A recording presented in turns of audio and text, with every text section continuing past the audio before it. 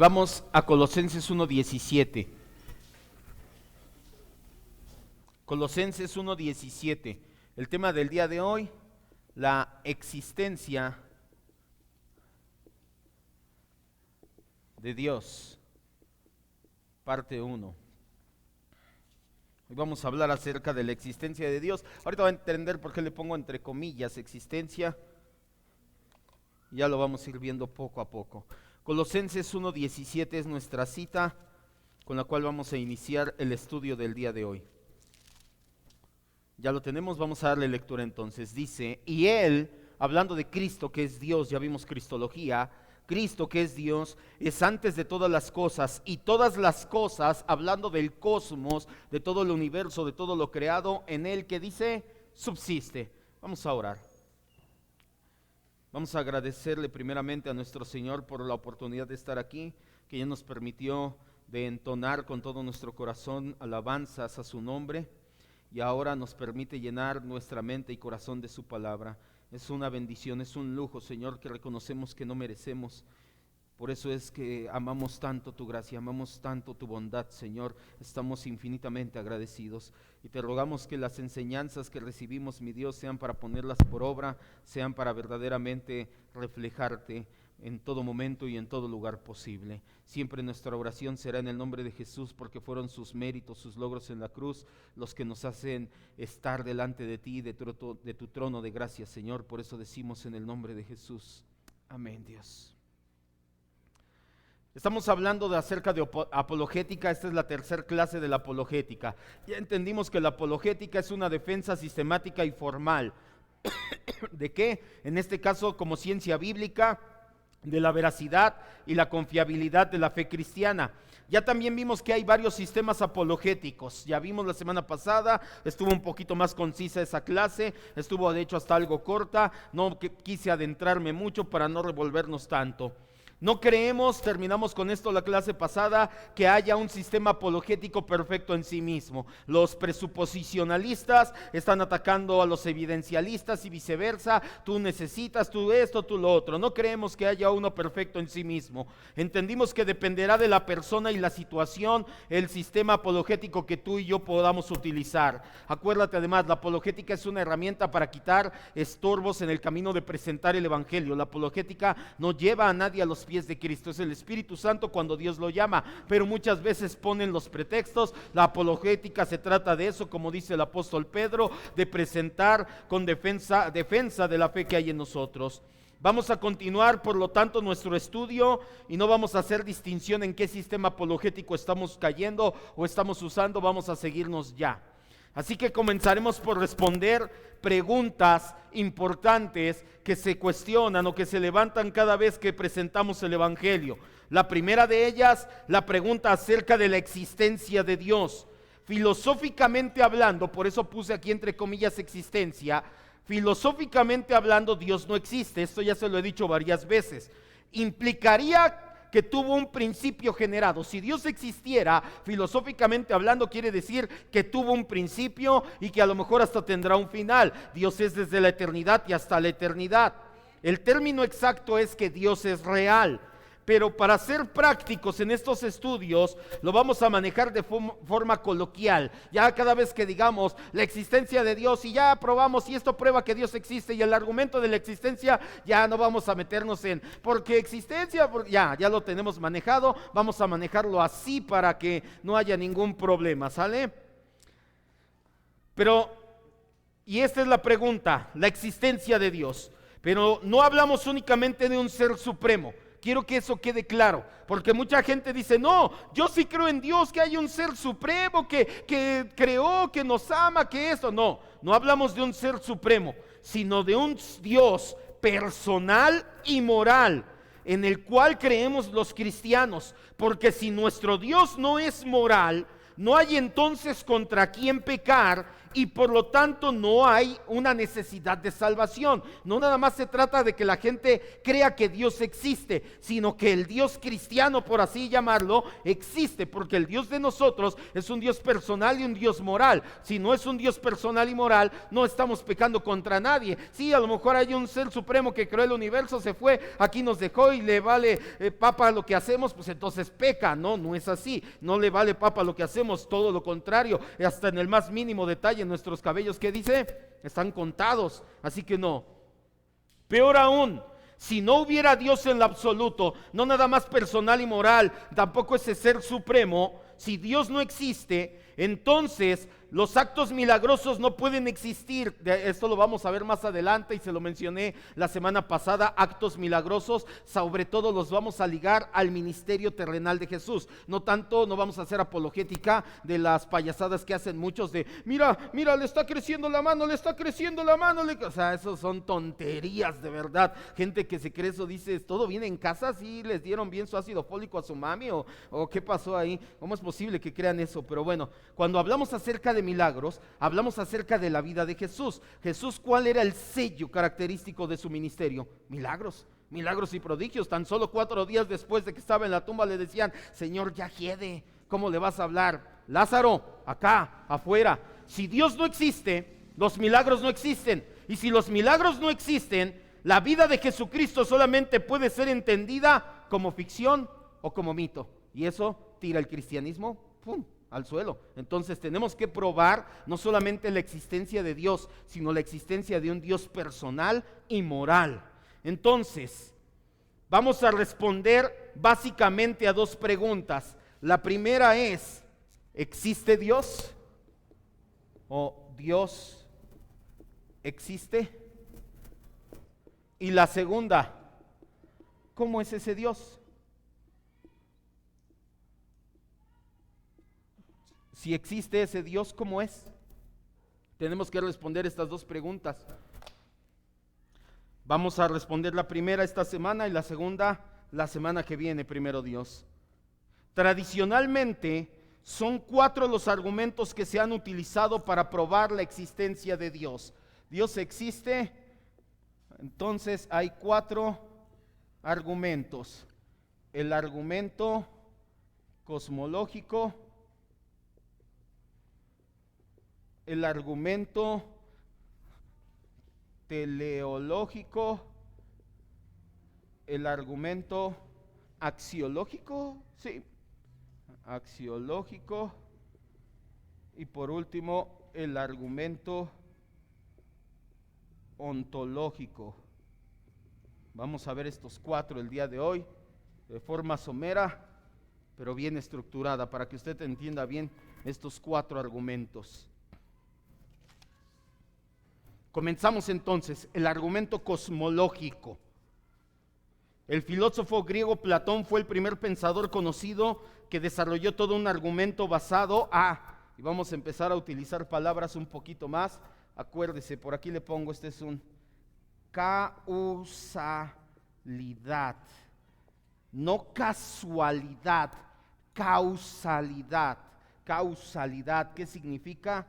Que tiene una causa u origen, que algo lo causó. Entonces, vamos a utilizar mucho esta palabra, causalidad, no casualidad, no. El primero en utilizar un argumento basado en la causalidad fue Platón.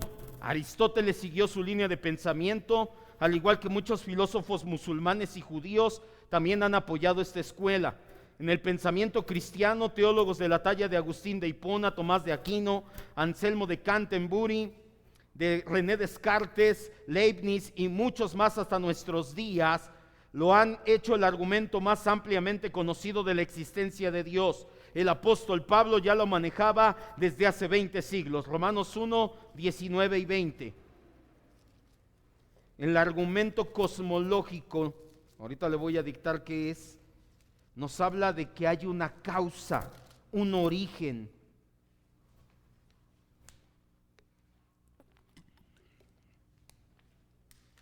Ya la regué, aquí no me va a caber. Ya ahorita que volteo, ya que lo pensé, dije, no me va a caber. Ahorita borramos y hacemos ahí enredijos por todos lados. Ya después, si alguien lo hace así bonito, bien estructurado, luego me manda una foto para capturarlo y que quede bonito. Romanos 1, 19 y 20, ¿ya lo tenemos? Pablo ya manejaba este argumento desde hace mucho.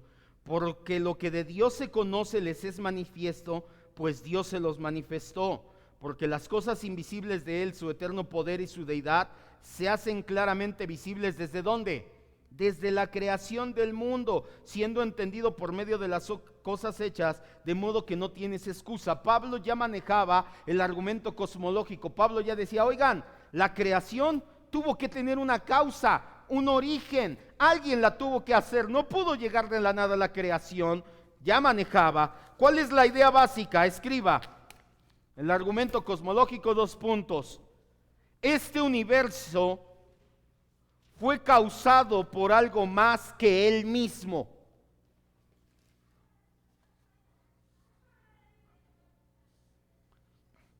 Este universo fue causado por algo más allá de él mismo.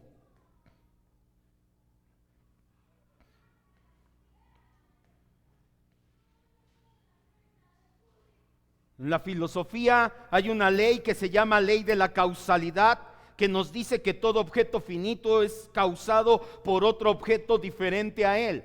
Todo hay causa y efecto, en todo hay una causa y hay un efecto, y todos los objetos finitos tienen una causa, incluido el universo. Este argumento asume 2 posturas. El argumento cosmológico asume 2 posturas, que hay una causa inicial y que hay una causa, se le llama para seguir existiendo.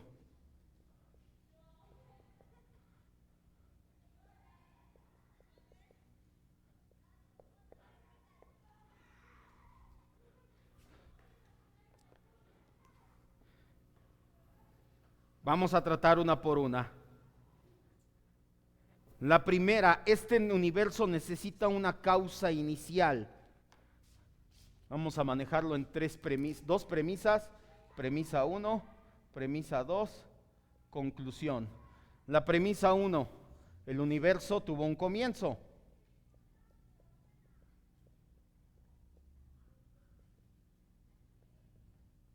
Y ahorita lo vamos a ver, porque hay quienes dicen, ¿y si el universo es eterno? No, físicamente, la física, las leyes de la física, específicamente de la termodinámica, nos dicen que el universo no es eterno. La energía en el universo se está acabando. Eso quiere decir que tuvo un principio y que va a tener un final. El universo tuvo un comienzo. Todo lo que tiene un comienzo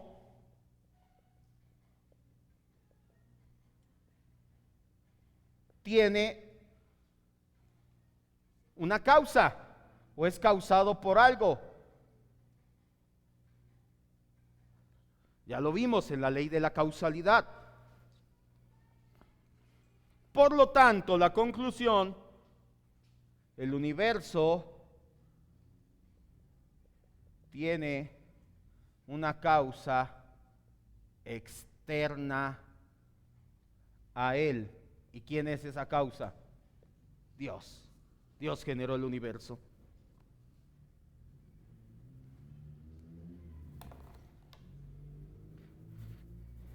Si vamos bien, todo lo que tiene un comienzo tiene una causa que lo origina. Filosóficamente, físicamente hablando, esto está comprobado. Ya no nos vamos a meter y a rascarle y decir esto y esto, perderíamos más tiempo. De repente son conceptos un poquito más abstractos, más complejos. Nos basta con esto, que está bien documentado esto que le estoy diciendo.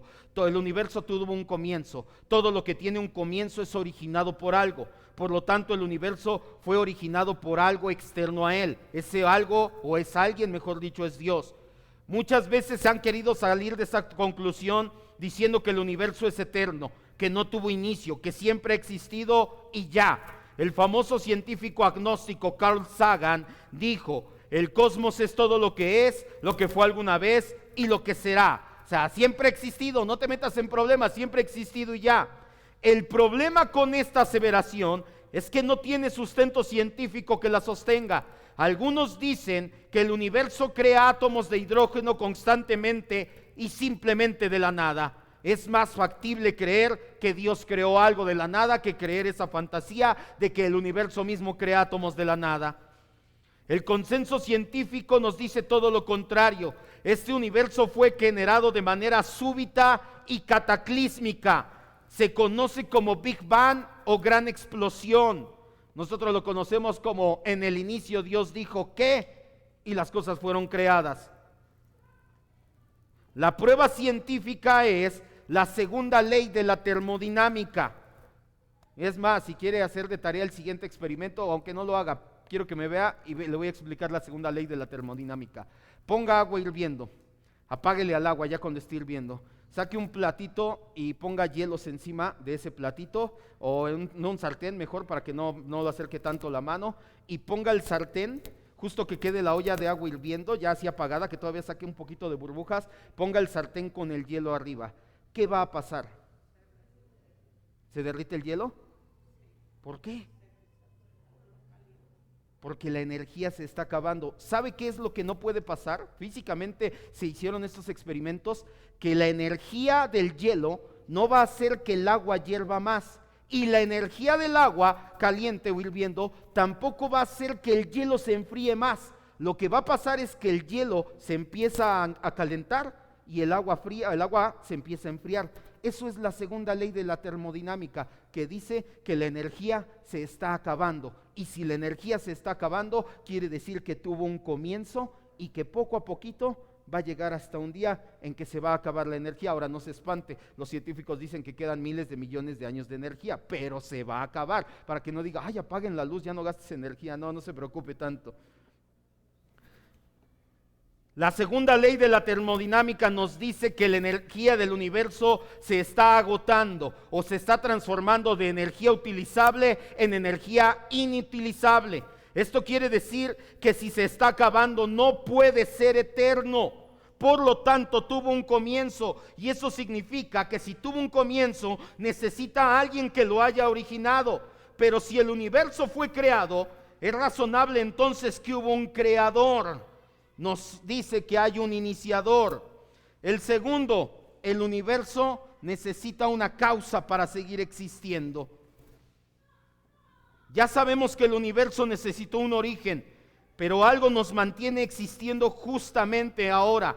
No solo necesitamos a alguien que haya originado el universo, también necesitamos a alguien que continúe preservando el universo. ¿Qué leímos en Colosenses 1:17 al principio? Que Cristo es el que sostiene ¿qué? Todas las cosas. Él es el que sostiene el universo. Escriba.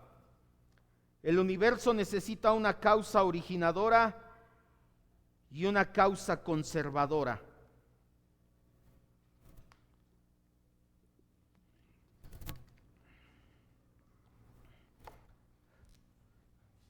Aquí igual, premisa 1, premisa 2, conclusión. El universo necesita tanto una causa originadora como una causa conservadora.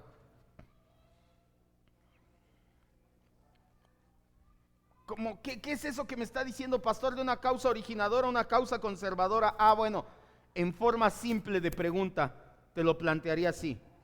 ¿Por qué hay algo en lugar de nada?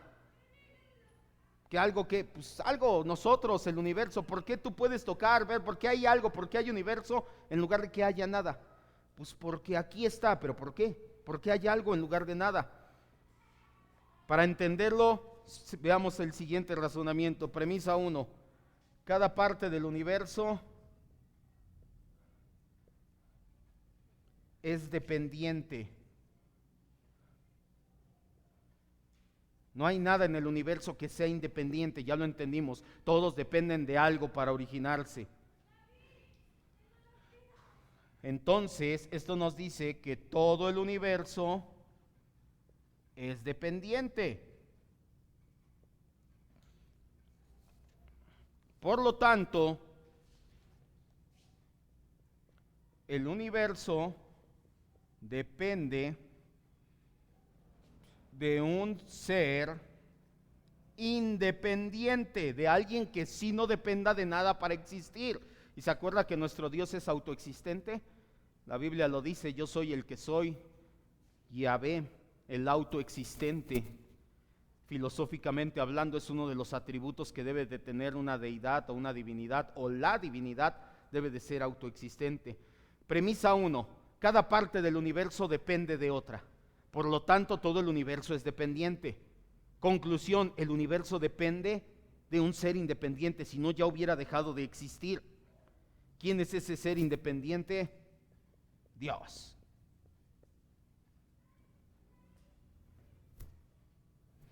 Si las partes dependientes que juntas componen un todo desaparecen, todo el universo desaparece. Eso nos dice que el universo depende de algo, de alguien. Este argumento nos muestra que debe de haber una causa que conserve vivo el universo, pero no nos dice qué clase de causa, o más específicamente qué clase de Dios es el que existe. ¿Cómo saber si es el Dios de la Biblia el que lo creó y que sostiene el universo? Este primer argumento no nos dice. Este primer argumento nos dice que el universo necesita una causa, un Dios, pero no nos dice qué clase de Dios. Aquí sí podría entrar el Dios teísta de: pero es que Él lo creó, lo aventó y dijo: ya me voy, ya, y que dependa de mí. Sí podría ser, pero para eso viene el segundo argumento, el argumento teleológico.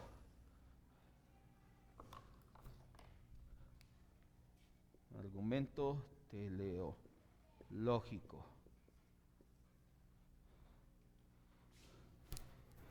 Escriba: este argumento razona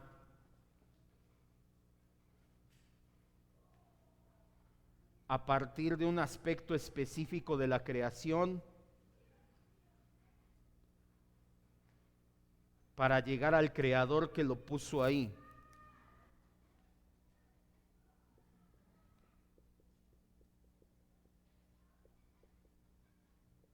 Este argumento razona a partir de un aspecto específico de la creación para llegar al creador que lo puso ahí. A mí personalmente es el que más me agrada este argumento.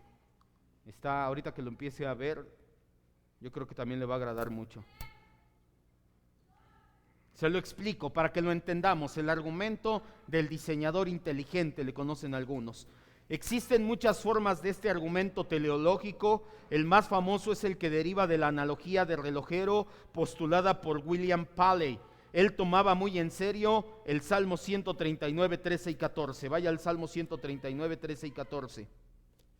William Paley leyó el Salmo 139, sobre todo versículos 13 y 14, y se lo tomó como debe de ser, muy en serio la palabra.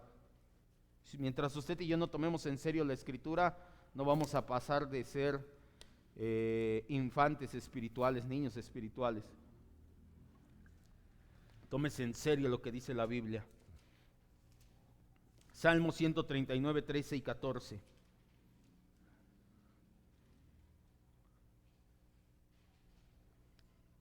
¿Ya lo tenemos?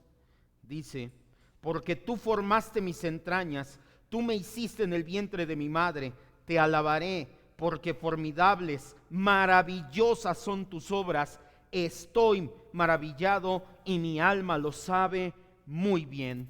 William Paley decía que dado que un reloj tiene un relojero que lo creó, y como el universo es mucho más complejo en su operación que un reloj, debemos de concluir que hay un hacedor o diseñador del universo. En pocas palabras, el argumento teleológico nos habla a partir del diseñador inteligente. Premisa 1. Premisa 2. Conclusión. Todos los diseños tienen diseñador. ¿Se acuerda que lo vimos? No me acuerdo en qué enseñanza, ya son, gracias a Dios, tantas, pero le dije: es más, usted no entra a la cocina, que hasta le dije, bueno, hay algunos que sí parece que le hacen así, pero no, y nada más dice: pues a ver qué sale, y entra y con los ojos cerrados y ya salió y ahí está la comida. Ya tiene en mente, a ver, si voy a hacer enchiladas, entonces pongo a hervir los tomates, ya corté la cebolla, también están los chiles, también el pollo, lo deshebro, bla, bla, bla. No nada más entra y los ojos cerrados y mueve todo en la cocina como loco y ya quedó. O sea, usted diseña inteligentemente, también así nuestro Dios. Todos los diseños implican un diseñador, en toda la escala que tú quieras, desde lo más pequeño hasta lo más grande. Existe un gran diseño en el universo.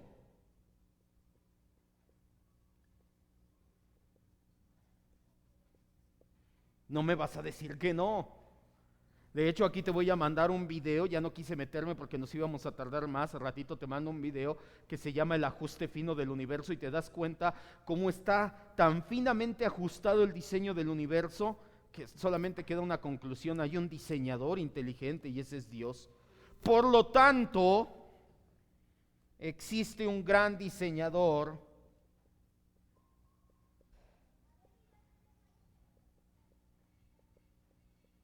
del universo. Y ese gran diseñador, ¿quién es? Dios.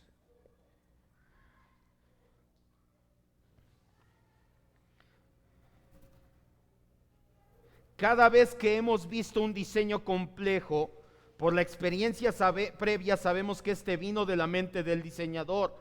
Un reloj implica que existe un relojero.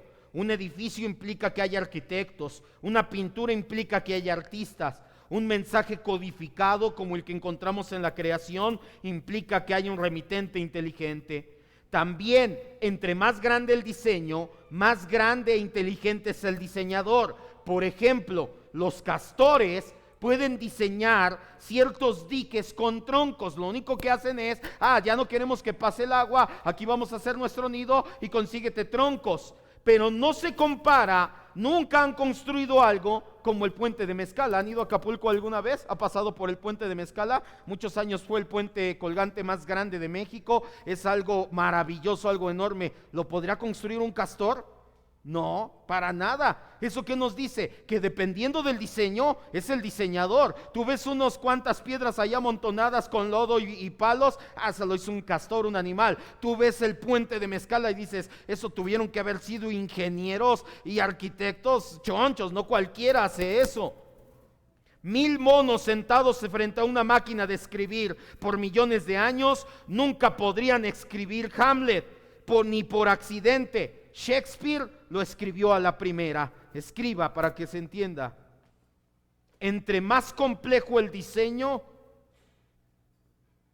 más grande la inteligencia para producirlo. Eso es lo que queremos que se entienda. Entre más complejo es el diseño, más grande es la inteligencia para producirlo.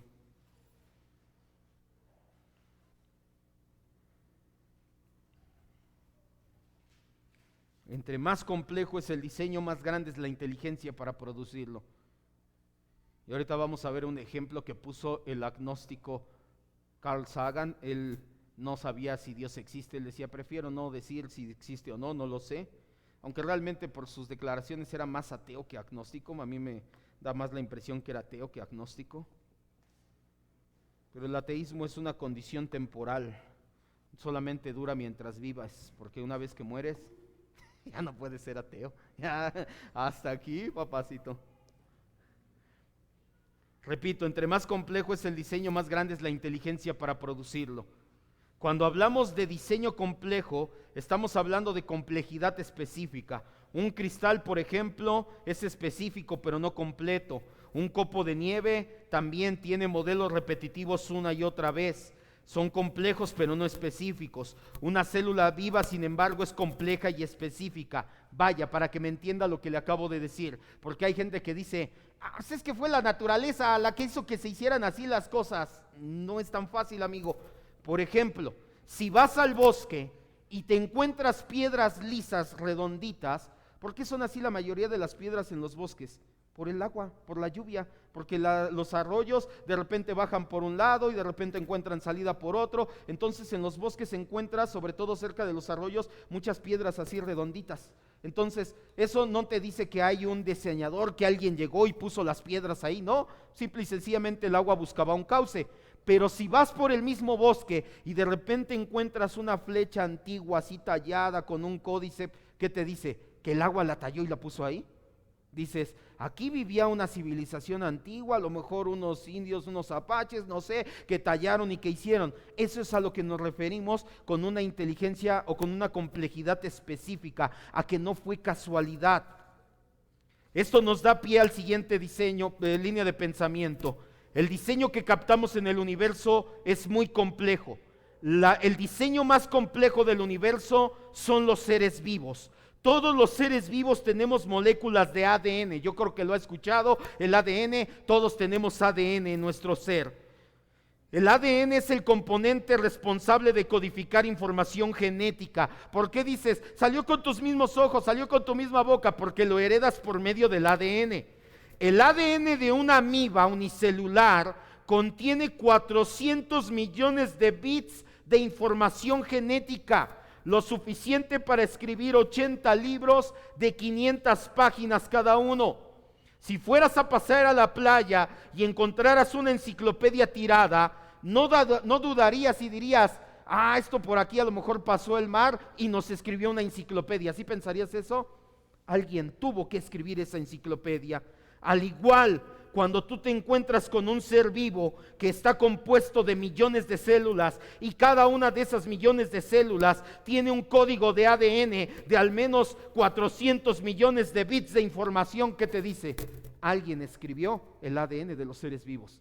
Y eso te dice, los científicos llevan años tratando de mapear el genoma humano. Son cientos de científicos durante 20, 30 años y no han logrado descifrar el genoma humano. Y fue un solo Dios el que lo escribió. Eso te dije, su inteligencia es muy superior.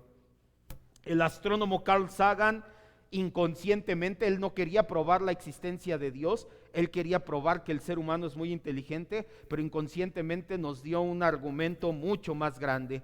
Él nos hizo notar que la información genética en el cerebro humano expresada en bits es probablemente comparada con el número total de conexiones de neuronas. Sabía que en nuestro cerebro, en nuestra mente, la mente es otra onda. El cerebro tiene células llamadas neuronas. Hay cientos de millones de neuronas, pero se conectan unas con otras. Esas conexiones de neuronas en un ser humano promedio son 100 billones, no millones, son 100, todos los seres humanos tenemos al menos 100 billones de bits de información.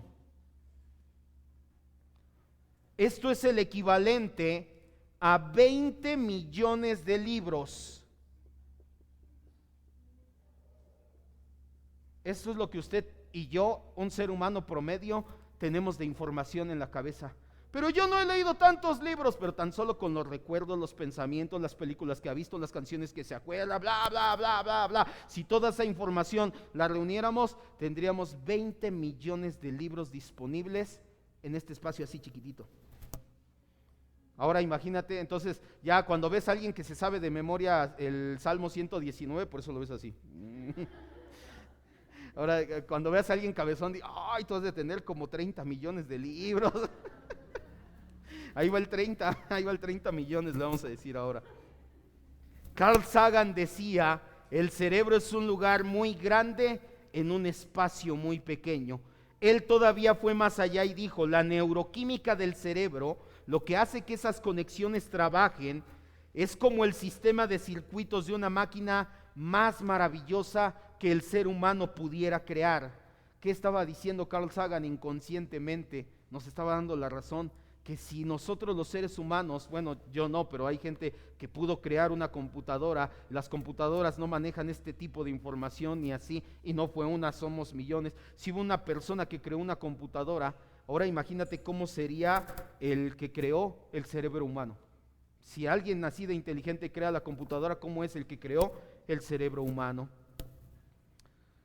El argumento teleológico nos dice que hay un diseñador inteligente, muy inteligente. Ese diseñador inteligente es creador y sustentador del universo y de la vida que en ese universo se encuentra. Pero todavía no sabemos, ya vimos que sí hay un Dios, pero no nos dice cómo es ese Dios. Pero ya entendimos que ese Dios sí es muy inteligente, pero cómo es su moral. el argumento moral, vamos a verlo ahora ya. ¿Dónde dejé el? ¿Sí vamos bien? El argumento moral o axiológico.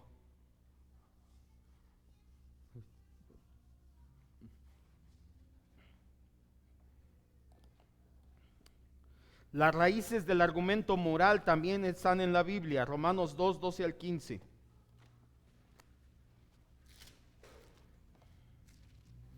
Romanos 2 del 12 al 15.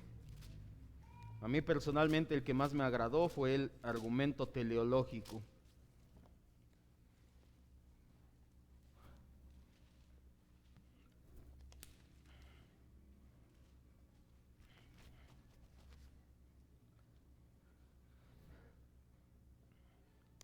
El argumento moral, su raíz está en Romanos 2, 12 al 15. Porque todos los que sin ley han pecado, sin ley también perecerán, y todos los que bajo la ley han pecado, por la ley serán juzgados. Porque no son los oidores de la ley los justos ante Dios, sino los hacedores de la ley serán justificados. Porque cuando los gentiles que no tienen ley hacen por naturaleza lo que es de la ley, estos, aunque no tengan ley, son ley para sí mismos, mostrando la obra de la ley escrita en donde, en sus corazones, dando testimonio su conciencia y acusándolos o defendiéndoles sus razonamientos. Hace tiempo ya vimos esto cuando hablamos en soteriología. Ahora no vamos a meternos al aspecto soteriológico, sino al aspecto moral, que sí tocamos someramente esa vez, y les dije esa vez, y la experiencia lo respalda, la arqueología en las culturas lo respaldan. Todos los seres humanos tenemos conciencia moral de lo bueno y lo malo. No importa de qué cultura, no importa de dónde vengas, todos sabemos medianamente que robar no es bueno, que asesinar no es bueno, que el terrorismo no es bueno. Tú pregúntale a alguien y qué diferencia entre bueno y malo. Aún un ateo te dice lo bueno y lo malo, la diferencia, sin creer en Dios. Este argumento basado en Romanos 2, 12 al 15, dice que la raza humana no tiene excusa porque hay una ley escrita en el corazón. Desde tiempo de Immanuel Kant, este argumento ha sido expresado en varias formas. Su forma más popular emana de C.S. Lewis en su libro Solamente Cristianismo o Mero Cristianismo. Él lo postula así. El argumento moral es así: premisa 1, premisa 2, conclusión. Las leyes morales implican dadores de leyes. O sea, el que haya una ley implica que alguien te dio esa ley. Premisa 2. Hay una ley moral objetiva. También aquí les voy a mandar un video al ratito para que lo vea. Son de 5 minutos los videos, vea los completos. Y si no le entiende, saque sus notas y vuelva a ver el video varias veces para que le vaya entendiendo. Por lo tanto, existe un dador de la ley moral objetiva. La primera premisa es evidente. Las leyes morales no es lo mismo que las leyes naturales. Las leyes morales no describen lo que es, sino lo que debería de ser. Las leyes morales no pueden ser conocidas observando lo que hace la gente. Son lo que las personas deberían de hacer, ya sea que lo hagas o no. Esa es una ley moral. Todos sabemos que las leyes morales necesitamos a alguien que nos la dé. El peso del argumento descansa en esta segunda premisa, que hay una ley moral que no está solamente prescrita para nosotros los cristianos, sino también para nosotros. Todos los seres humanos tenemos una ley moral. La pregunta es si hay evidencia de una prescripción moral universal y objetiva obligada a todos los seres humanos, la evidencia de esta ley es tan fuerte, a nuestro propio juicio podríamos pensar que el mundo se está haciendo mejor o peor. Pero ¿cómo podemos saber si el mundo está mejorando o empeorando? Pregunta, ¿cómo ve usted el mundo hace 5 años, 10 años? ¿Está mejorando o empeorando? ¿Según quién? ¿O según qué? Eso es a lo que nos referimos con una ley moral objetiva. No necesariamente un cristiano. Pregúntale a un agnóstico, a un ateo, lo que sea, y te va a decir, no, pues está empeorando. Cada vez hay más robos, cada vez hay más asaltos, cada vez hay más violaciones. ¿Y qué tienen de malo? ¿Cómo que qué tienen de malo? Pues sí. Entonces, ¿quién te enseñó a ti? ¿Tú no leíste la Biblia para saberlo? Ahí es donde empieza esta situación. Una declaración como decir, Hitler era malo, estaba equivocado, no tiene fuerza si solamente es una opinión o un juicio moral de Hitler. Este solamente va a ser correcto o equivocado dependiendo de la norma cultural. Si él estaba objetivamente equivocado, entonces debe de haber una ley moral más allá de nosotros. Para que lo entienda, escriba. Si existe una ley moral objetiva y universal, existe un dador de esa ley, y ese es Dios. Si existe una ley moral universal y objetiva,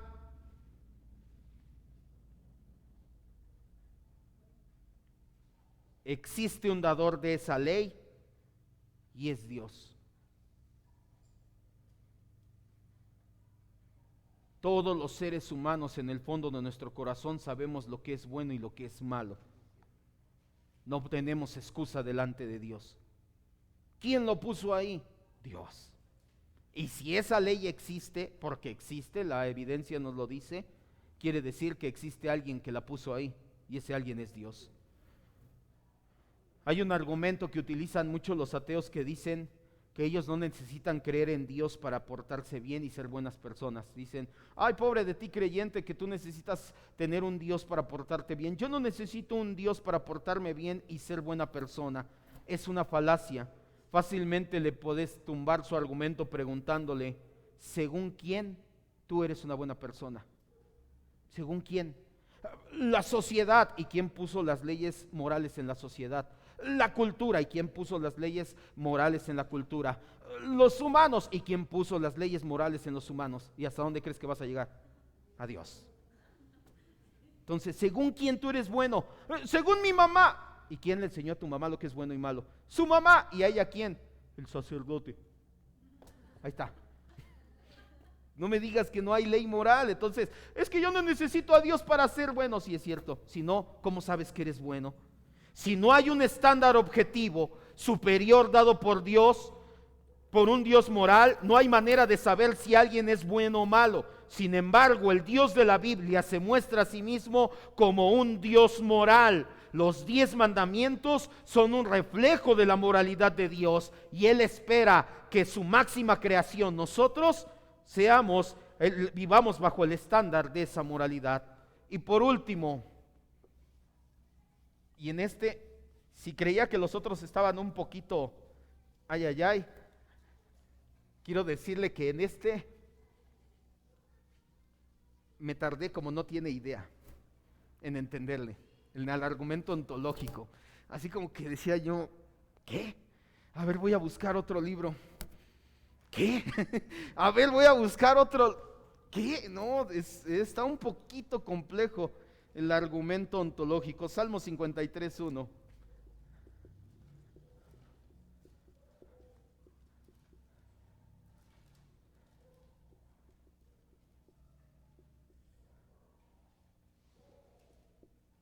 El argumento ontológico del griego ontos, que significa ser. Sí tardé un ratito en entenderle. Creo que lo entendí bien. Ahorita se va a ver si se lo presento y usted dice, creo que sí, quiere decir que lo mastiqué bien. Si sale de aquí con cara de, quiere decir que ni usted ni yo lo entendimos.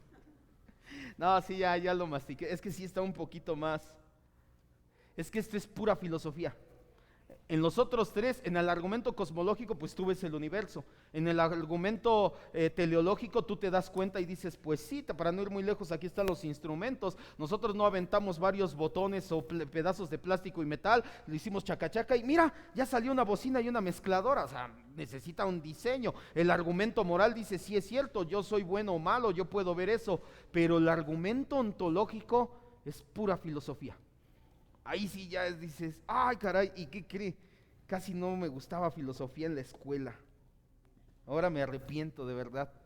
Me arrepiento porque de repente cuando estoy estudiando estos temas, dice Descartes, dije, yo este cuate lo vi que enseñaba y ahí tengo que otra vez empezar a sacar libros y a estudiar. Y digo, si hubiera puesto más atención en la escuela, en estas clases, ya diría, sí, me acuerdo qué es esto, lo otro, lo aquello. Realmente a mí me gustaba más el área de la físico-matemática, por eso estudié ingeniería. Nunca pensé que fuera a utilizar esto, pero mire a dónde Dios nos trajo. Salmo 53:1. Dice el necio en su corazón, no hay Dios. Este argumento, que viene del vocablo griego ontos, que significa ser, fue postulado por Anselmo de Canterbury. Cuando nosotros estudiamos cristología, vimos que hay varias teorías de la expiación. Una de las teorías de la expiación es la teoría satisfactoria, propuesta también por este monje Anselmo de Canterbury. Es el mismo.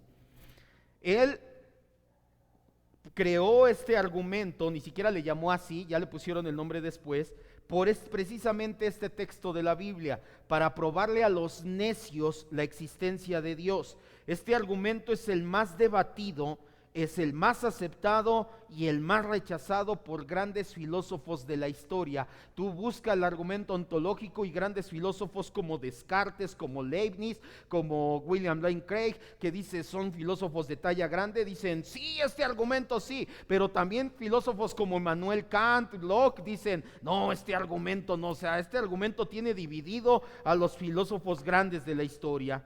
El argumento ontológico se mueve únicamente en el área de la filosofía. Primero nos da una definición filosófica de Dios y bajo esa base nos demuestra que Dios existe. Para entenderlo, tenemos que entender antes un par de conceptos. A posteriori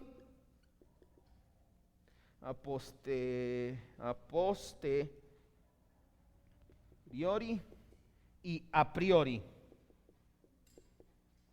Por eso no lo entendía, porque ninguno manejaba así hasta que empecé a aquí está. Y creo que por eso lo puse, dije, para que le entienda. La filosofía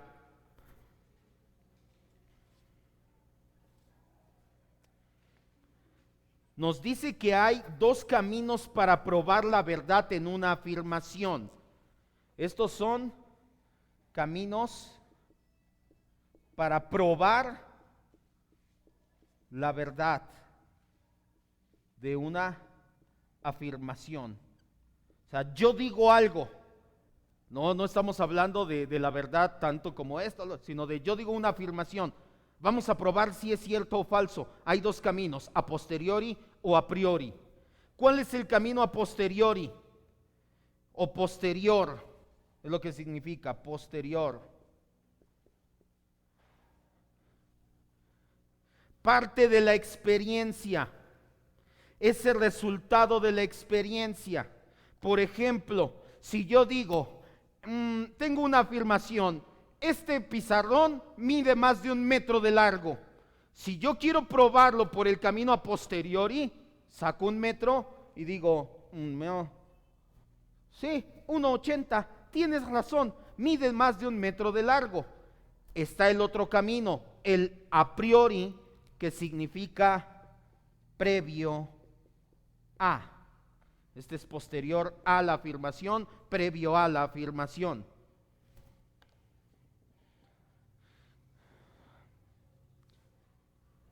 Este parte de afirmaciones que se saben verdaderas y sigue el razonamiento lógico hasta llegar a la conclusión.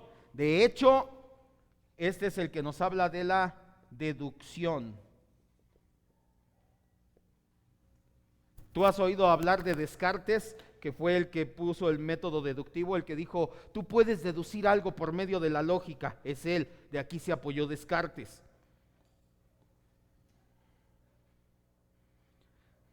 ¿Cómo saber? Un ejemplo de esto, de la deducción. Este es a priori, sin necesidad de hacerlo. Si me meto en agua, salgo mojado. ¿Sí o no? ¿Me tengo que meter al agua? ¿Por qué? Porque la lógica ya me dice que ya he visto muchas veces que se mete la gente al agua y que se sale mojado. Ya no necesito hacer una prueba. De hecho, si yo hago una prueba, lo único que va a hacer es confirmarme lo que yo ya sabía previo a esa prueba. Esta es la prueba a priori, antes de, que es una deducción lógica. El argumento ontológico es una prueba a priori. Es una deducción lógica de que Dios existe. Este argumento ha tomado dos vertientes: de la perfección de Dios y de la necesidad de Dios, o de que haya un Dios, vaya. El primero fue por Anselmo, pero tiene un error que Descartes. Por eso Descartes puso el segundo, de la necesidad de Dios. Vale, dicho esto, vamos a dar una afirmación y vamos a probarla a priori, sin pruebas, nada más por deducción lógica. En mi afirmación yo digo que Dios es perfecto. Todos tenemos premisa 1. Todos tenemos una idea de Dios. Eso no lo hace real. Y decía Anselmo, aunque no creas en Él, ¿cómo debería ser Dios si existiera? Pues debería de ser bueno, de amar a todos, de darnos cosas. No, vámonos a atributos intrínsecos. ¿Cómo debería de ser Dios? Pues entre muchas de esas cosas, Dios debería de ser, premisa 2, por definición, un ser perfecto. Si no, no es Dios. Pero hay un ser más perfecto que Él, entonces ese no era Dios. El que vemos acá es Dios. El ser más perfecto del universo. No hay nada mayor a Él en perfección. Ese es Dios. Hasta aquí todavía dices, aunque no existiera, pero sí o no debería de ser así. Sí. Y aquí viene lo bueno, premisa 3.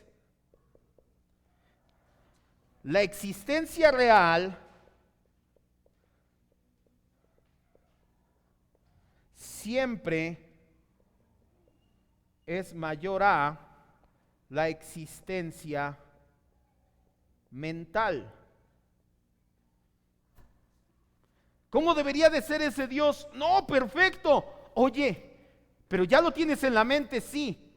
Pero para que Él sea perfecto, debe de estar en la existencia real, no solamente en la mental, porque si no, entonces no es perfecto. Conclusión: Dios debe de existir no solo en la mente, sino en la realidad.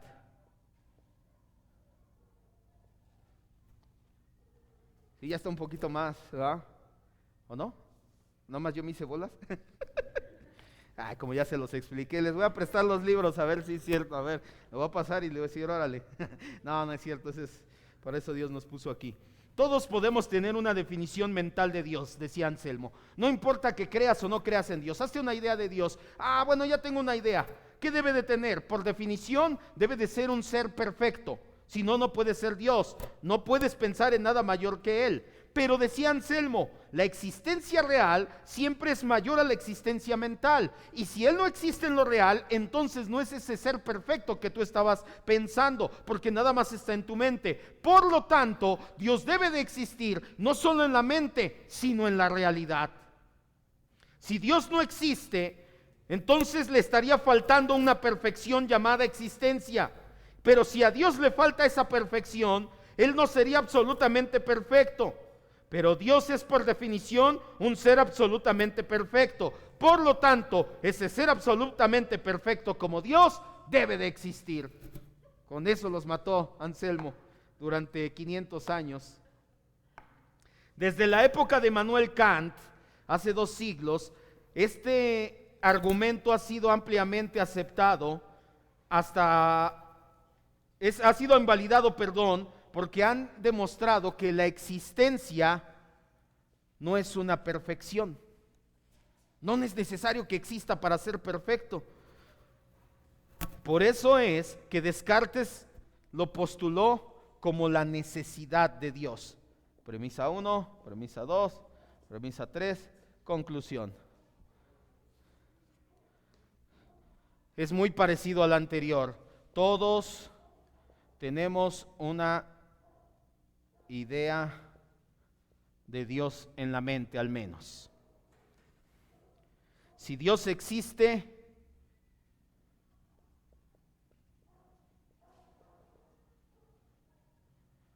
debemos de concebirle es como el ser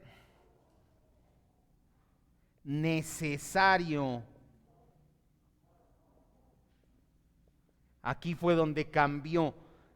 Anselmo Descartes lo único que hizo fue cambiar la palabra perfecto por la palabra necesario. Por definición, un ser necesario no puede no existir. Si Él es necesario, no puede no existir. Por lo tanto, Dios existe.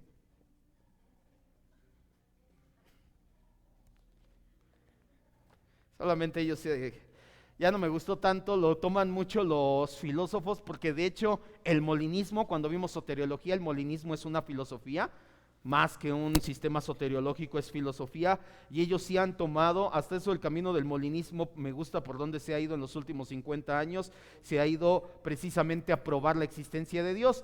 Imagínese todo esto combinado con el molinismo, que fue lo que leí, y te dicen, pero en varios universos posibles, es posible que Dios exista o no pueda existir, y piensas, hasta que mejor ya no leo molinismo, voy a acabar peor.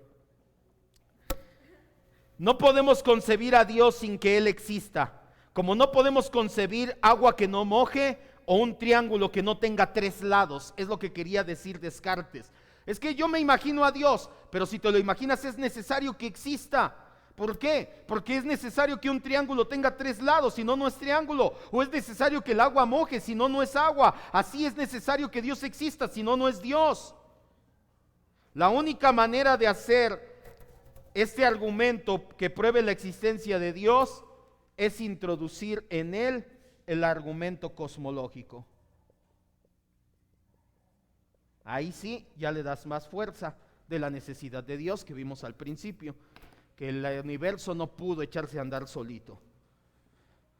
Terminamos. Todos los argumentos nos conducen a una causa. Como hemos visto, los 4 argumentos principales se apoyan en última instancia en la idea de causalidad. Los 4 argumentos nos hablan de causas: el argumento cosmológico, el argumento teleológico, el argumento moral y el argumento ontológico. Todos nos hablan de causas. El argumento cosmológico, que alguien causó el universo. El argumento teleológico nos dice que hay un causante del diseño perfecto. El argumento moral nos dice que hay un causante o una causa de una ley moral objetiva. Y por último, el argumento ontológico nos dice que si tenemos una idea de Dios, entonces eso causa que Dios exista. Los 4 argumentos son argumentos causales. Cuando nosotros combinamos estos 4 argumentos como un todo, probamos la clase del Dios que es y al mismo tiempo su existencia. Y eso es lo que vamos a ver la siguiente semana. Cuando comprobemos, juntemos todos estos, hablando de causas, vamos a probar qué clase de Dios es. La primera pregunta, ¿Dios existe? Sí, los 4 argumentos nos dicen que sí. ¿Cómo es ese Dios? Vamos a juntar los 4 argumentos y vamos a ver cómo es, y al mismo tiempo vamos otra vez a probar que Dios existe. ¿Dudas? ¿Seguros? ¡Ah! Sí, híjoles. Ahora me salieron más buenos. Qué bueno. Es que se ve que tienen buen maestro. ¡Ah! Gracias a Dios. Vamos a orar entonces. Vamos a orar. ¿Que les haga examen? Perfecto, me gusta esa forma de pensar. Díganle gracias, Ángel. No es cierto. Es más, vamos a hacer algo. La próxima vez que hagamos examen en domingo, voy a meter 1 o 2 preguntitas de los miércoles. Para los que no vienen el miércoles, digo, oh, ¿de qué? ¿De qué habla? ¿Verdad? Pues venga los miércoles, o al menos escúchela en su casa. Vamos a orar. Señor y Dios, te damos gracias en esta noche, porque nos permites estudiar de una manera crítica, de una manera sustancial, de una manera más concisa los argumentos a favor de tu existencia. Si bien es cierto, Señor, quiero creer que aquí nadie dudamos de que eres un Dios real. Todos hemos tenido un encuentro primeramente con tu santidad y con nuestro pecado. Nos hemos dado cuenta de que no podemos estar delante de ese Dios justo, bueno y santo. Por eso es que hemos caído a los pies de Cristo pidiéndole que limpie nuestro pecado. Pero no está de más, Señor, también poder presentar argumentos válidos, razonables, lógicos contra todo aquel que demande razón de la esperanza que hay en nosotros. Por eso es que atesoramos este tipo de enseñanzas, mi Dios. Permítenos repasarlas en la semana, permítenos entenderla y retenerla, de manera que cuando alguien demande esa información de nosotros, podamos con mansedumbre, no enseñoreándonos, no pensando que somos mejores, sino con mansedumbre, guiarlos, Señor, a quitar los estorbos y a